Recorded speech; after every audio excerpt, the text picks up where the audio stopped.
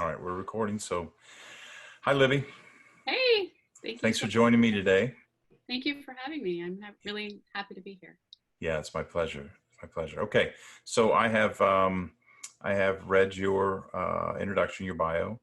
I want to give you a chance to tell our listeners a little bit about you, what you'd like them to know. Sure. So I've been a journalist for about 20 years, and over the years, I became increasingly interested in how technology shapes human behavior and how culture and technology and science kind of interact and influence one another. So that's sort of like my sweet spot is why do we do what we do? How do we define our identities? And all that work on identity and self-definition, self-conception, all that kind of, became part of what informed my interest in DNA testing a few years ago and led me to test and led me to write about testing. Okay. Okay, great. So, I would assume, and I don't know if you're aware that through the NPE Friends Fellowship, we've designated June as NPE Awareness Month. Yeah, I heard about that. Yeah. So I'm doing a series this month with my podcast for that reason.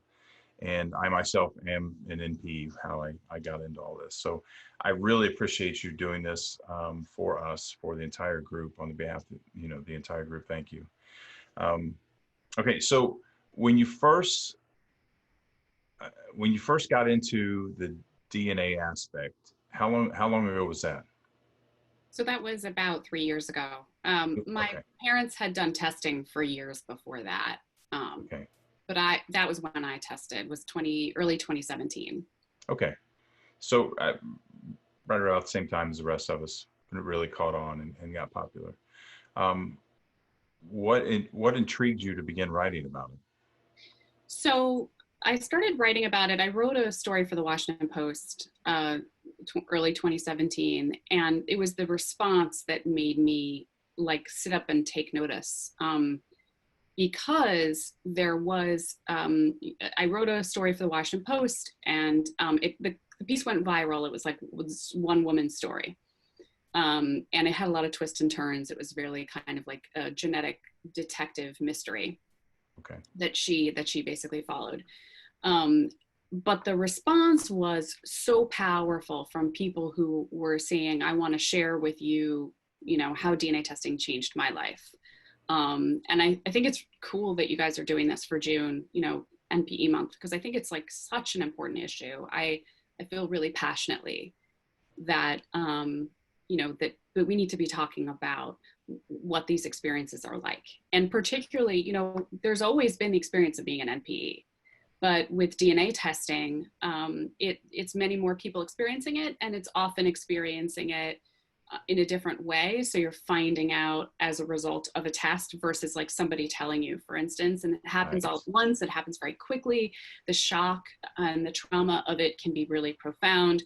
And I was seeing that in the emails that I was getting. I was getting emails from people who were experiencing NPEs. I was getting emails from people who didn't know they were adopted, from people who were donor conceived and maybe didn't know it or knew it, but then were discovering that they had, upwards of 20 or 50 siblings. Wow. Through that experience. And so, I just thought this is a seismic change. This is a kind of a revelation, right? In the way that we understand the truth about our families, about the way that we talk to each other, about the past, about our own childhoods. And we need to be grappling with this in a major way, not just individual stories, although those stories I think are really important and let other people inside. And I tried to tell a lot of those individual stories in my book, but also like to look at it as like a cultural phenomenon so that we can all kind of be together in our understanding of it, that people are not alone in this, that it needs to be normalized. And we need to have conversations about how to help people get through these situations. Yeah, absolutely. Very well said. I agree with you completely. I think this is the new normal. And even people that aren't affected now will be affected eventually. They will know someone, they'll be related to someone. I'm sure that, and we don't need to go off on this tangent, but I'm sure we're looking at futuristic changes as we map the genome and we begin linking family trees with the DNA and really sorting this out from here forward. We may have mandatory testing in the future. I don't know where this is going to go, but this is, I think we're witnessing a change in humanity and how we do things from here on out. Would you agree with that? Yeah, definitely. I mean, I think there's certain things that we're going to just have to assume going forward can't be secrets anymore, right? Like they're just not going to exist as genetic secrets will not exist. Yeah. This is going to change the way that parents talk to their children. Right. This is going to change the way that siblings talk to one another.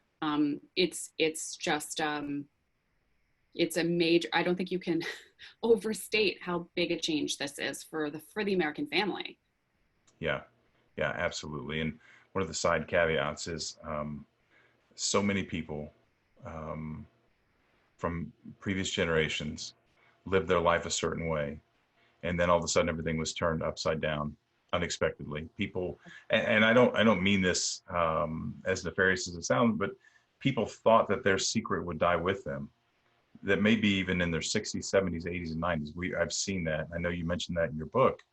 And then all of a sudden the cat's out of the bag, and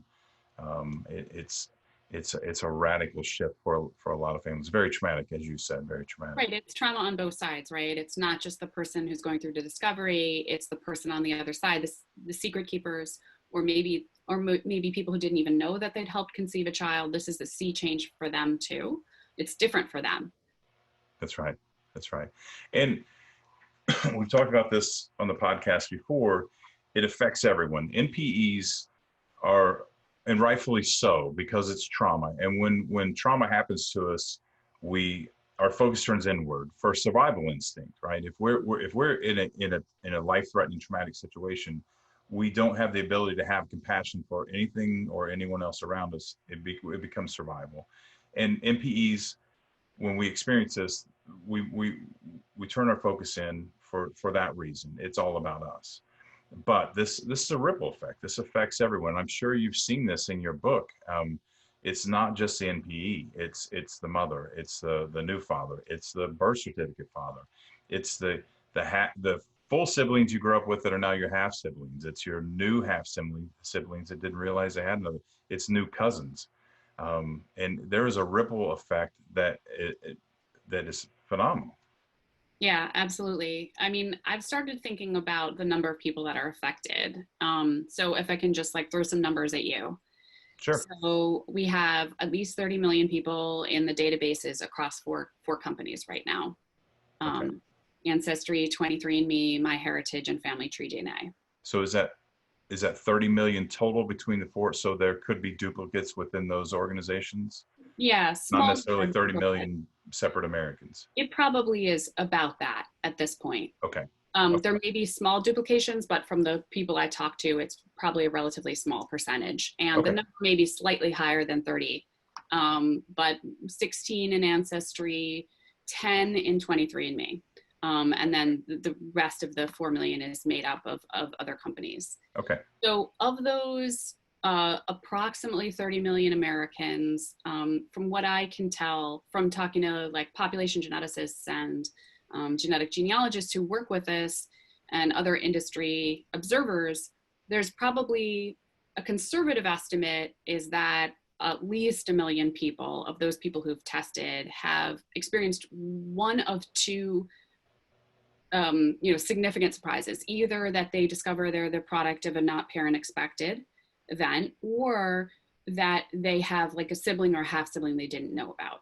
Okay. So that's 1 million people, but the universe of surprises is actually bigger. I'm talking about that narrow category because it's sort of easiest to kind of get your hands around, but you've also have people discovering that they are,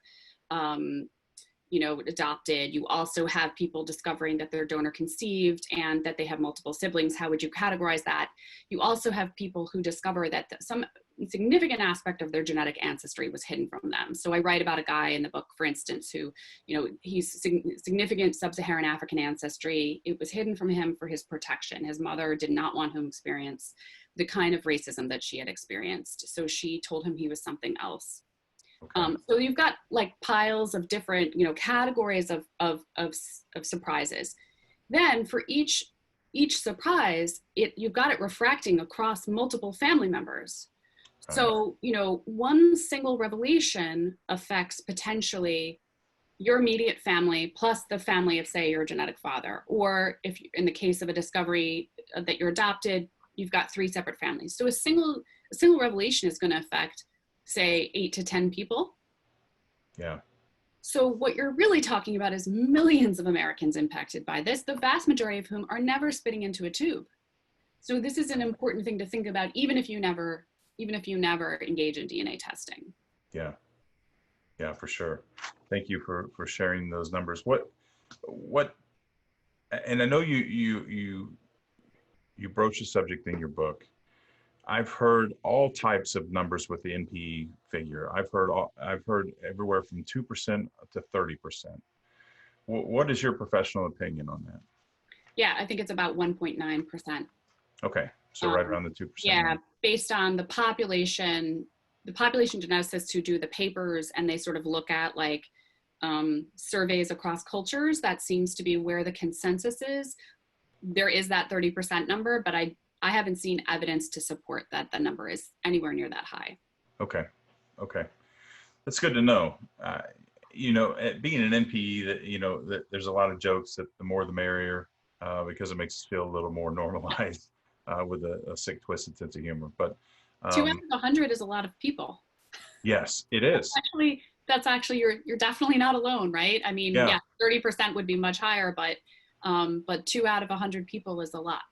Yeah, and when we apply that number throughout history, it's mind-boggling, and we get into a completely different case of heritage and lineage and that kind of thing. Absolutely, because it's cumulative, right? So the chances that your life has been touched by an NPE get greater each generation you go back.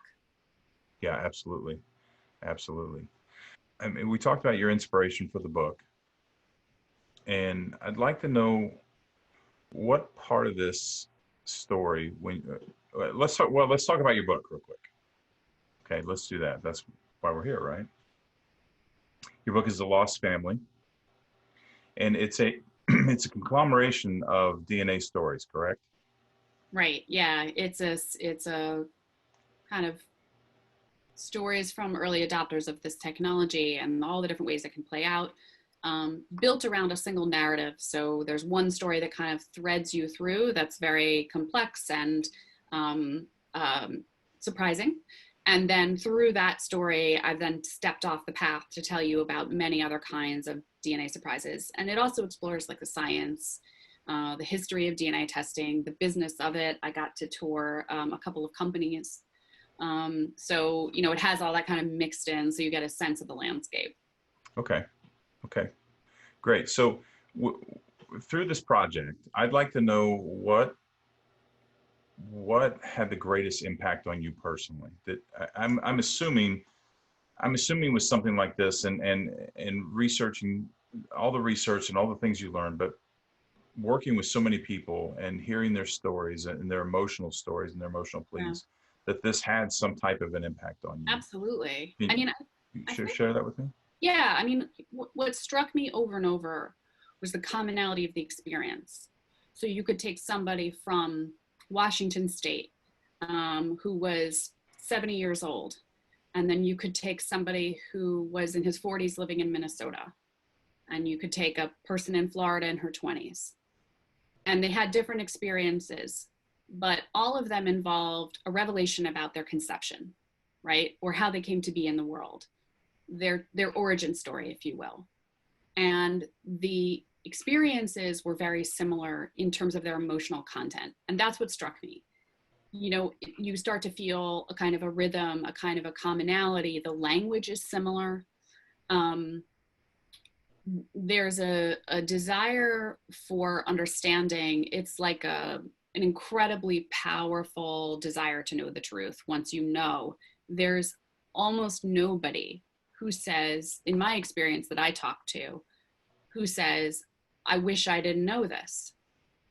Because even though it's like really painful sometimes to find out, we place such an inherent truth on inherent, high value on knowing the truth about your own experience. So that's one aspect. The sense of displacement when you realize that you're not who you thought. It's very interesting. Again, the language around this sense of displacement was very familiar. I would hear it come up again and again using different metaphors, but a feeling of being adrift, a feeling of being cut off, a feeling of being floating in the water, far away from your family of origin that you thought you were genetically related to. And then a sense of seeking, right? Like a desire to put down roots, a desire to know exactly where on this earth you should stand. So there's like a kind of a disorientation followed by a desire for like orientation, a desire to like be like located somewhere. And it seemed to me like people, from what they said, they really needed that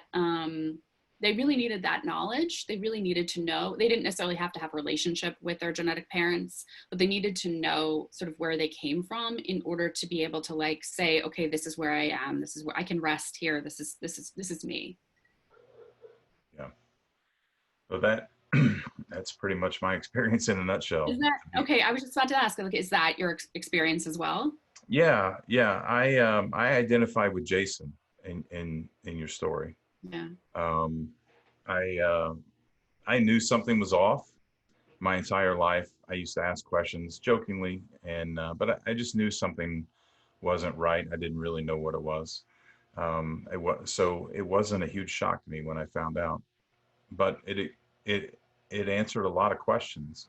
It answered a lot of questions that I had, and answered a lot of questions that I didn't realize that I'd had. Just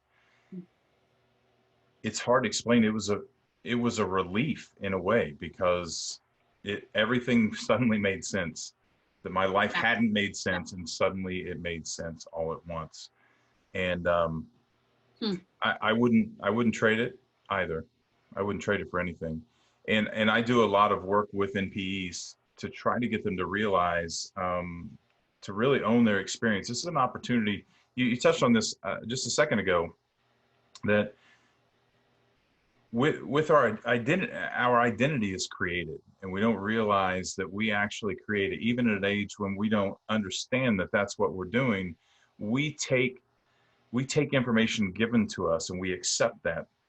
We take it for granted, and we accept that as truth. We're told that we come from this family or this family, and we do this or we do that. This is our motto. This is, you know, grandma taught me how to can, and her grandma taught her, and I'm going to teach you, and the father, you know, all the habits and everything, and we put it all together, and that's how we forge our personality.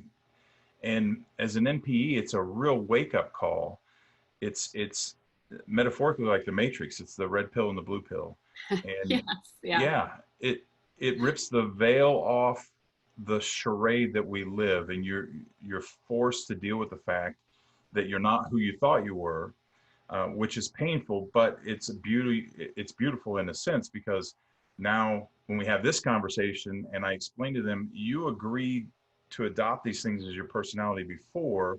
Now you get to do it with awareness and maturity and wisdom, and you get to rebuild who you are based on new information. And you can keep stuff from your old family, you keep stuff from your new family, you can get rid of all of it and go find new stuff. But so there's a real opportunity here. Unfortunately, it's incredibly difficult to get to because the pain is so overwhelming, and it really is a traumatic experience. There's an organization that I'm part of, called the International Association of Trauma Recovery Coaches, and it's founded by a licensed therapist who founded the coaching organization to deal specifically with trauma. And we're working on a model for NPEs, because it in itself, as you're well aware, is extremely traumatic. And Wow. I'm sure there's not a lot of therapists trained to handle this right now. Yeah, there aren't. I think I know of three or four. Okay. And also, traumatic in all the ways that we've talked about, and many more, I'm sure. And also in terms of the relationship with the parents, and maybe if the parents knew. Yeah. The trust with them, or the trust with the mom, depending on the situation. Like, I saw, and I mentioned in the book, like there's a study of people who are donor conceived, and in cases where they were not told that they were donor conceived and then found out later in life, it was not the revelation of being donor conceived that bothered them. it was the not having been told, right? They could Right. accept that. That's right. They could work with that. That was the reality of it. It was the fact that they hadn't known, and the way that that affected their relationship with the people who didn't tell them for reasons that historically often made sense. But nevertheless, people thought they were often doing their best. And now, of course, we see it differently, because now the wisdom is that you do tell your child that they're donor Yeah, conceived. it's a different world. Yeah, and it's a different world. And so, it's difficult to go back and judge people by contemporary standards, especially if it's, 60, 70 years ago. But nevertheless, for the adult child to discover that, it can be very painful for their relationship with their parents. Absolutely. And I'd like to expand on that a little bit, because I think it's important for people to understand the historical context. That today, privacy is dead. We, you know, we if there was any left 20 years ago, it's gone. We live our lives openly on social media. Everything's in Google. Google is a living, breathing, growing entity. Every time we put information into the internet, Google expands and grows. And everything about us is all over the place. I'm amazed if I Google someone's information and I can't find it. I'm just absolutely amazed. And so we are not shy about, because of television, internet, and social media, we're not shy about our business anymore. We talk about things open. And even with the trauma that I'm dealing with, it's a thing now to talk about your trauma. But right. When we look at the greatest generation, which we're losing, we've lost most of them because of their age. My great grandmother died at 99 in 1999. She was extremely private. There were just things that you just didn't talk about. It wasn't any of your business, and she would tell you it wasn't any of her business.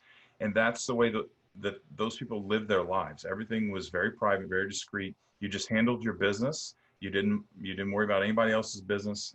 And so when that plays into this tremendously, because if a woman was 15 and got pregnant, for example, many people probably don't realize there was a time, if you were a teenager, a female, you were a teenager and you were pregnant, you were shipped out of state to someone else's house, and oftentimes to a home. Absolutely. Where people didn't know what was going on. They kept it very, very quiet. Absolutely. And there are cases of women who were told that their babies died in the hospital and they were just really taken away. Oh, wow. I didn't know that. Yeah, there's a case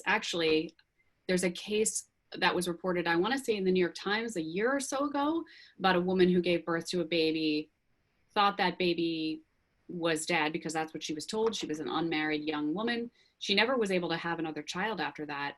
That child was actually taken from her, and they discovered each other through DNA testing. That child is now in her 60s. The woman is now in her 80s. Wow. So you're absolutely right about the landscape of how oppressive it was for people. And I really think about it as cultures, two wildly different cultures bumping up against each other. That's right. That's what the DNA age represents. It represents two vastly different places, right? The present and the past. Culture of transparency versus, stigma, taboos. And it's all kind of coming out into the open right now. So, there need to be many more therapists doing this work right now, really. And not just for one side, but for every side of this experience, because, I'm sure that the experience of a mother is different from the experience of that child. And yet, hopefully, ideally, in an ideal world, everyone can talk about it in a safe place and work through it, because it's really tough. Yeah, it really is. And my advice, I've given my advice. My mother did not tell me, and then emphatically denied it despite the science. And I know you've heard, that's not anything new. So it's an extremely complex situation. I've been angry with her, but I also understand the position she was in. I don't agree with what she did, but I really try to understand the human angle. But I've said this before, I want to take this opportunity again, that anyone who has a secret now, you might want to try to get in front of this, and because this isn't going away, is it? Yeah, I mean, I think you're saying things that I've certainly heard before, um, and that I have said myself, which is Yeah. that if you are in possession of a genetic secret, that it's not a matter of if but when, most likely, and that it is vastly better to find out from a loved one than it is to spit into a tube and find out from a computer screen, because then you've got all those feelings of why didn't they tell me, and it's just That's an right. impersonal form of delivery. It is, I think, helpful to the trust to, kind of get in front of it, like you say, and tell that child, because I think, I think it's not really, uh, you know, years ago, the question was sort of like, so maybe in 2015 or 2016, like, what should you think about before you test? And I think that's still an important question, but I think increasingly with the numbers that are in the databases, like, we're all sort of like affected by this technology now, so it's kind of not even a question of whether you choose to test. Right. You Because, mentioned that in your book. yeah, because Yeah. like, so you don't test, so your sibling tests, your aunt tests. So that means that it's not just a matter of like waiting for your child to say, hey, I'm taking a DNA test, and then being like, okay, let me have a talk with you first. You just need to assume that, like, even if they never test, you know it even can it can kind of, in some cases, it can come out in another way. um so I think it's a kind of a, you know it's a question of, getting, like you said, getting in front of it before they find out in some other fashion. Yeah. Yeah. Well, and in my case, my biological father passed away in 2004. And so it was through a roundabout way because of connections with cousins, with various cousins, and a little bit of sleuth work, a little bit of detective work. And I was able to piece some things together. I found one piece of the puzzle. It's actually a kind of a funny story. I had looked at it for a few weeks, actually a few months, um, and then I snapped. Right, I'm sure you've heard this. I became obsessed with it. One day, I Mm, just became obsessed with it. I stayed up all night long, literally all night long. wow. And my wife came out in the morning, like, what in the hell are That's you doing? you. Um, and I had covered so much ground through the night that I couldn't stop, but I just couldn't find the missing link. And it's ironic because despite all the work I had done through that time, my wife sat down because obviously she was concerned because she could tell that I'd been up all night, and I was pale and I was frustrated. And within minutes, she pulled up my biological father's obituary that I hadn't found in that 10 hours worth of work. But that was the missing link that pulled everything else together.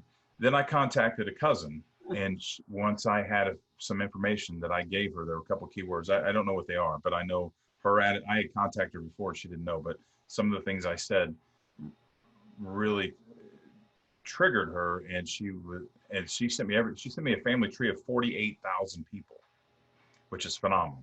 She's Wow. yeah, she's a genealogist. So Wow. yeah. So I hit the mother lode there. But the point is that my father never tested, and his parents never tested.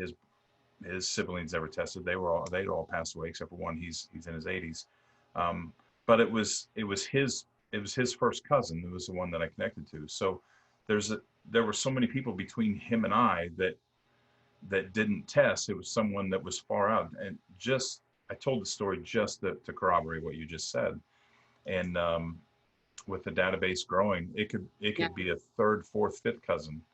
Right. And all you have to do is work the tree backwards and a little bit of work, which actually I didn't get a chance to look at the chapter on search angels, but you have a chapter about search angels. Would you like to talk about that? I know that's a hot topic with NPEs. Yeah, so DNA testing goes back 20 years. The very first kits were sent out by Family Tree DNA, which is the oldest company in the States that does recreational DNA testing, in April of 2000. So, but it takes us 10 years to get to the advent of autosomal DNA testing, which is the kind of testing that we're talking about that everyone's doing now. Depending on the company, the years vary a little bit, but you start seeing this kind of testing and the presence of being able to find your genetic cousins, your genetic kin around 2010, 2009, 2010. And that's also when you start to see the adoptees starting to use this information to come up with a formula to figure out how to find their birth families. And that also is like the very beginnings of the presence of search angels, who are people who, volunteer. They're good at genetic genealogy, which is a kind of puzzle solving that I don't think I can do at all. And you have to be able to you have to understand the DNA, and you have to also be a genealogist. I think that's the part that seems really challenging to me. And so you see like an organization like DNA Adoption. So they kind of give birth to a method, and also eventually they start training people, and you see adoptees coming out of that. Some of those adoptees act as search angels for others. Some people are just search angels without having that background as being an adoptee. And that community keeps growing and growing, and it's primarily growing in more recent years on Facebook. And so there's a lot of organizations like DNA Detectives, like a lot of the subgroups of DNA Detectives, and a lot of the other organizations that are not affiliated that specialize in, Italian genetic ancestry and Jewish genetic ancestry and specific areas, of different countries. And on those groups, sometimes there are people who are willing to help. And sometimes it helps that they have this kind of history. And then there are also people who rent. You can purchase their services. You can pay them money to help you. But the search angels are fascinating because they are primarily women, from what I can tell. They're kind of grassroots. They're driven by a sense that people deserve to know their genetic origins and that people shouldn't have to pay. And so they do this for free. And, some of the people who have been doing this very long time and are very good at it are now becoming household names, mainstream names. So people have heard of them, and they write books. And it's a field genetic genealogy is a field that citizen scientists created. No company came along and said, here's how to be a genetic genealogist. They taught themselves how to do it. They taught themselves these techniques, or they learned them from other people. And so it's an absolutely extraordinary kind of field of citizen science. Wow. That's fascinating. I didn't know all that. And to think that, I guess I really didn't think that back to the origins of the autosomal DNA, and that this is only 10 years old. Yes. Yeah. I mean, I think around 2013, you have the first 1 million kits sold of autosomal DNA. So you're talking 2013 to now, you go from 1 million to 30 million. Wow. That's crazy growth. Even just, I think 2017 was 8 million. So just to go from 8 to 30 in like 3 years, that's totally wild. It really is, which goes back to the very beginning of the conversation, that I don't know where this is going, but it's going to change the way we do everything.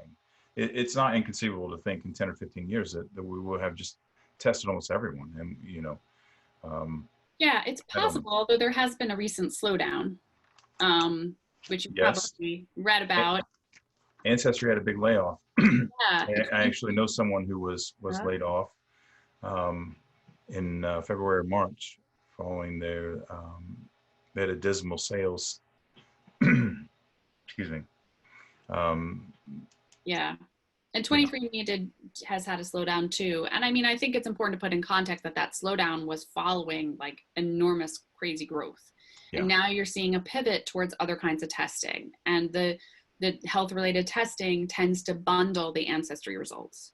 So what that means is you may, if they're successful in getting people interested in testing about, diseases, for interest, like for instance, like risk for diseases, then what it looks like is people will also get their ethnicity estimate and their list of genetic kin. So it's not going to stop, right? The databases are going to grow.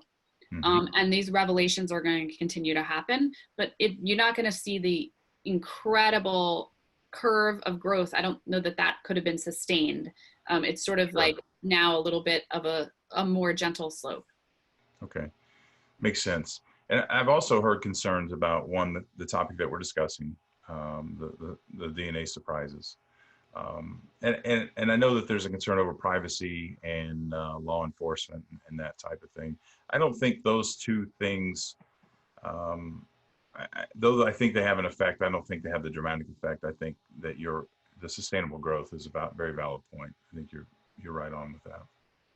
Yeah, I mean, I think I tend to agree with you, but again, this is kind of stuff that I culled from talking to people in the business, that I think the privacy is a concern, but I think it's maybe subsidiary to the fact that the companies basically vacuumed up all the early adopters who were really interested in doing this for the purposes of family research or getting their ethnicity estimates. And I think that there's just a limited category of people who are going to do that. We're going to spend $99 to do that. And then they need to sort of find what their other market is. Sure. Yeah, makes sense. Makes sense completely. So again, I appreciate you doing this. Is there anything, what have you come away with all this? I mean, what's a final thought you'd like to share with my listeners? Yeah, I think that questions about the questions that the age of recreational genetic testing kind of bring to the fore are relevant to everyone. They're not just important to people who do DNA testing and say discover an NPE. That's because the people that I interviewed for The Lost Family and that I've just been talking to over the years and talking to since the book came out, over and over, they're talking about themes that are important to all of us. So what makes me who I am? How do I define my ethnicity and my culture? Is that the product of genetics or experience or intention, the intention of my parents? Like how does that come to be? What is family? What is a father? These are all things we've thought about for a really long time. And you can go back to like ancient Rome for people kind of pondering like the nature of a foster father, right? And what rights he should have, for instance, versus a biological father. So these are like ancient questions. And they matter to us because they matter in terms of how we understand our orientation on the world and how we think about ourselves. And so like I definitely, through the process of writing this book, came to think about how I define my ethnicity and why. Because it's selecting, it's self-selecting. Like I don't think of myself as 25% this and 25% that and 50% this. I think of myself as like totally one thing. Yeah. Based on how I was raised and the values I was raised with. But I'm mostly not that. So why is that? Right? And so I think it's relevant to me, right? And I did not experience a significant DNA surprise, but I did experience the incredible immediacy of the past that DNA testing allowed me to access, and the sense that I think all of us have now, that the past is not that far away, and the past shapes us, whether you're talking about 50 years ago when you were born, or 100 years ago when your immigrant forebears came over. We are the products of those things. And I think DNA testing makes that really, really evident and allows you then to engage in these questions of like searching in selfhood that I think are becoming increasingly common for Americans, right? This is the age of discovery. It's the age of seekers. It's the age of us all kind of seeking out self and family and identity. Yeah. I don't have anything to add to that. That was quite eloquent, quite amazing. I agree with you. And It's a new twist on interest in history. You know, history previously was written by the victors, and we all read the same book, and we all learned the same story. The age of information has certainly changed that. There's information about everyone and everything in history for the most part. Genealogy is certainly a key into that. I can attest for that. I have become extremely interested in my genealogy since I found my family. I've learned more about history in the last 2 years than I had in the previous 10. Wow. And I'm fascinated with history, but it's just I see things so much differently because of the things that we're talking about. So Yeah. yeah, it's a very, very, very well put. Well, Libby, I appreciate you joining me today. Was a great conversation. I I really love enjoyed it. talking this. I'm so thrilled that you had me, and I had the best time talking to you. This was really fascinating. Good, good, good. So I want to give you a plug, libbycopeland.com, Mhm. and your book, which is sitting right over your shoulder, The Lost Family. And they can find the book at your website. Yeah, Amazon. Amazon. And if you want to support independent booksellers for this or any other book, you should check out bookshop.org, Okay. which is like all those bookstores that everyone's worried about they're going out of business. Bookshop.org kind of is a coalition of independent booksellers. So you Oh, can buy any place. Yeah, either okay. place. Awesome. That's good information. I didn't know that as well. Yeah. I've learned a lot from you today. Thank you. Thank you. Um, well, good. Well, again, I appreciate you. And maybe we can find another topic and have you back soon. I would love that. Thank you. Great. All right. Well, take care, Libby. Thanks. Thanks. Bye-bye. Bye-bye.